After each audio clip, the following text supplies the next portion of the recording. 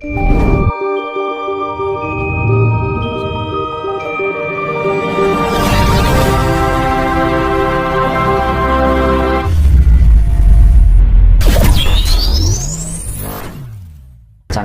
karena ulah manusia atau goro-goro malah karena alam. Nah, kalau goro-goro malah manusia itu memang sudah dari dulu ya, dari setiap zaman itu timbul peperangan, timbul perselisihan, ya kan, pembunuhan karena sebuah perbedaan, karena sebuah ajaran atau keyakinan, atau karena mungkin ya permasalahan yang timbul dari hal kecil menjadi besar, itu gara-gara goro-goro yang disebabkan manusia. Tapi goro-goro yang terjadi karena alam itu memang perilaku manusia itu ibaratnya sudah kebangetan kan gitu kan.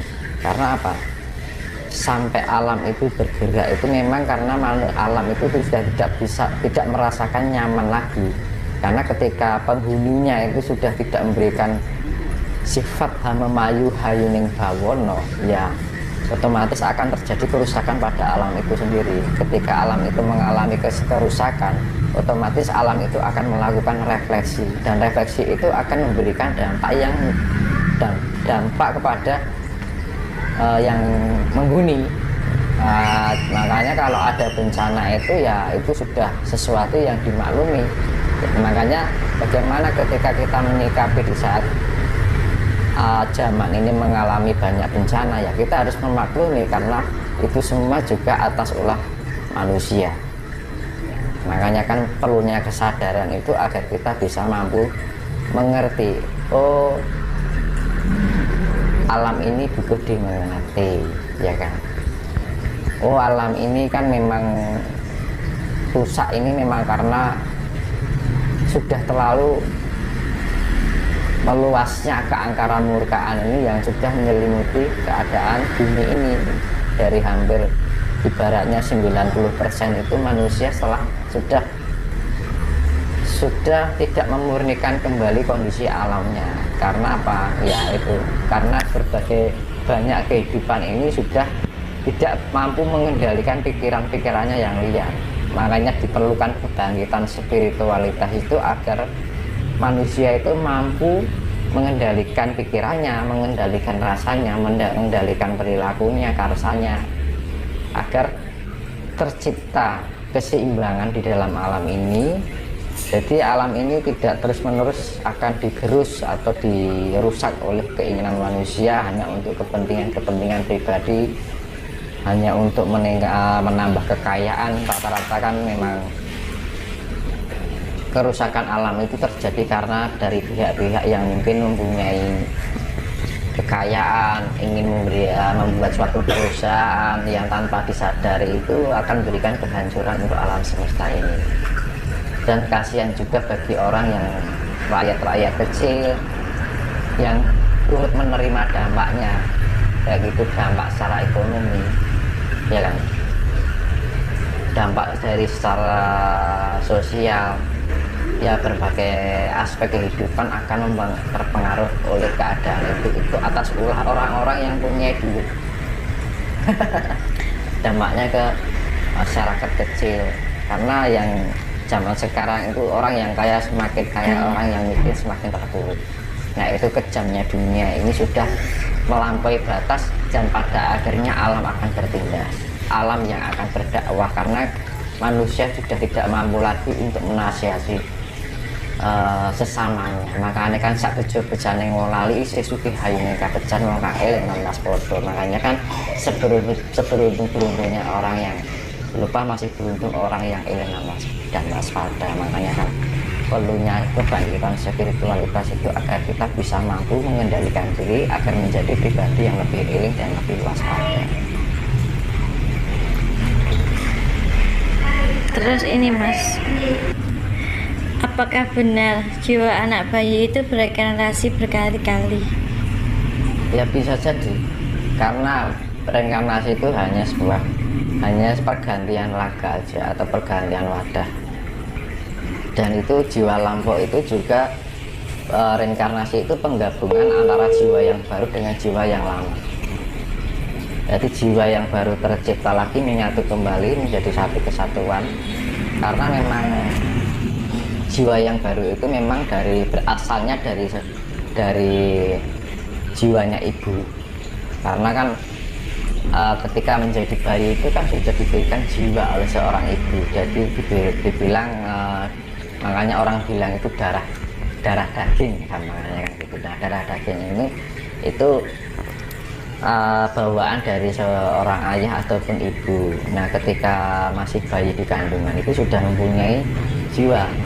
Nah, ketika ada kecocokan genetika dengan leluhurnya, maka ada penyatuan dari jiwa lampuh dari leluhurnya, entah dari eyangnya, simbahnya, buyutnya, ataupun simbah-simbah yang dari beberapa keturunan itu bisa menyatu, akan menyesuaikan genetika yang sesuai dengan kelahiran bayi bayi tersebut.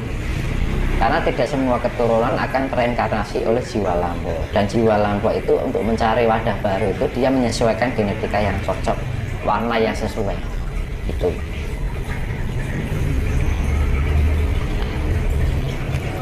Terus apakah kita ketemu dengan orang itu tapi kita enggak bahas kemarin loh, kita ketemu orang tapi gak saya pernah ketemu gitu loh. Itu apakah termasuk karma? Kita seakan pernah ketemu. Tapi kita sebenarnya belum pernah ketemu. Itu bagian dari jiwa lampuh juga. Mungkin kita dipertemukan dengan orang yang pernah kita kenal dahulu sebelum kita menjadi diri kita sekarang, wadah kita yang sekarang ini. Karena jiwa itu juga masih bisa memiliki memori. Nah, memori ini tanpa disadari itu akan terekam. Kan memori itu kan juga terekam oleh alam. Nah, akhirnya menyatu dalam jiwa itu ketika masuk wadah baru, dan misalkan jiwa si A dan jiwa lampaunya si A dan jiwa lampaunya si B. Nah, ketika si A si B ini menyatu pada wadah baru, ketika itu di wadah baru itu saling bertemu. Nah, itu ada rasa kayak tidak asing kayak gitu. Benar. Nah, bisa terjadi itu karena kemungkinan dulunya itu pernah mengenal, dan itu secara alamiah seperti dipertemukan kembali gitu. Makanya kalau ada pertemuan orang-orang yang spiritual biasanya itu seperti itu, jadi merasa tidak asing. Mungkin di kehidupan masa lampau itu sudah pernah saling mengenal, dan itu timbul dari bawah kesadaran di wadah yang sekarang, karena alam itu selalu merekam setiap memori kehidupan, dan itu akan tersimpan di dalam jiwa itu sendiri. Kandungan jiwa itu masih tersimpan atau merekam memori-memori masa lalu. Kadang-kadang kita misalkan pernah hidup di masa lampau dan kita menempati wadah baru, ketika kita melihat misalkan ini kita pernah hidup di keraton, ya mungkin di lingkup kerajaan kan gitu kan, misalkan keraton Solo, kita pernah hidup di lingkup keraton Solo, dan di beberapa keturunan entah itu puluhan tahun, entah itu ratusan tahun kan, contohnya tiba-tiba kita tereinkarnasi pada menyangkut dengan wadah baru, jiwa baru itu menyangkut karena faktor gen atau faktor X. Nah, itu ketika setelah dewasa atau mungkin sudah matang, nah dia main ke tempat keraton itu yang dulunya pernah dia singgah di situ, makanya timbul perasaan kok nggak asing ya gitu. Nah, hal kayak itu sering terjadi, dan kemungkinan mungkin di zaman masa lampau dia pernah melewati suatu tempat, dan tempat itu merasa nggak asing, mungkin dulunya pernah jalan itu pernah dia lewati juga. Dan banyak aspek lah, bisa jadi karena kita terjadi dejavu itu sifat dejavu itu adalah indera keenam yang kita alami di alam bawah sadar kita. Dalam arti gini, kita tanpa disadari kita bisa mampu melihat masa lampau, tapi dengan indera keenam kita yang tidak kita sadari. Jadi secara tidak kita sadari kita sudah memiliki indera keenam. Tapi kalau indera keenam yang atas sadar itu kita menerawang sesuatu itu atas sadar, ya kan?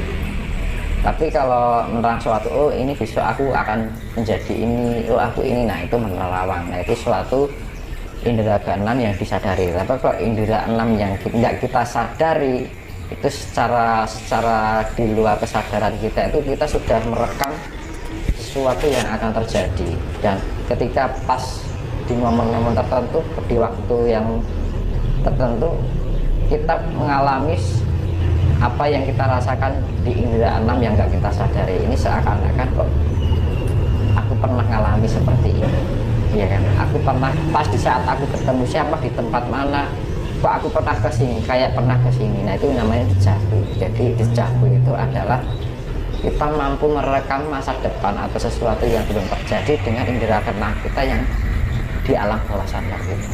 Jadi di alam bawah sadar kita sudah bermain dengan indera keenam gitu. Terus ini Mas, masalah tafsir mimpi, sing bener-bener kita bisa artikan itu mimpi yang ketika, maksudnya yang waktunya gimana, maksudnya yang ketika kita tidur siang, apa pas tidur malam, atau pas kita lagi capek kadang-kadang mimpi itu yang bener tafsirnya gimana sih? Biasanya mimpi itu tergantung pada waktu ya. Ketika mimpi jam 12 malam, biasanya kalau mimpi buruk itu antara